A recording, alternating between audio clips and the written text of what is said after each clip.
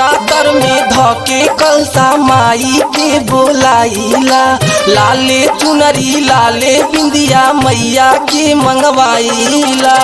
दिलवा के लालसा पूरा जाए माई, जो है मलिनिया घर आ जाए माई, जो है मलिनिया घर आ जाए माई।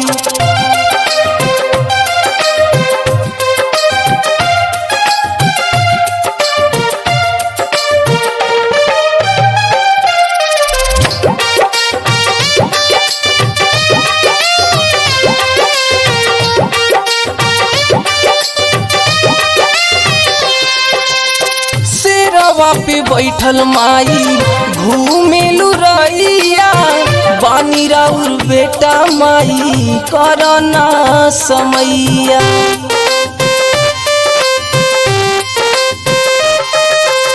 शेरवा पे बैठल माई घूमेलू रैया, बानी राउर बेटा माई करना समैया। तोहरे चरनिया पूजिले माई दर्शन काहे न देवेलू, हाथ जोड़ी विनती करिले आशीष माई न देवेलू।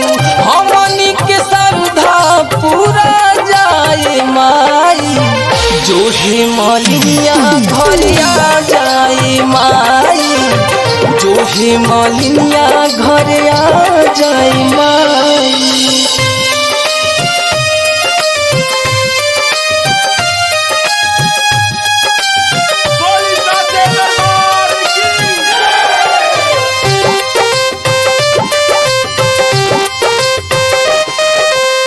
आवेला नवरात्र माई के जलसा, हे माई धैले बानी मनुष्य के कलसा।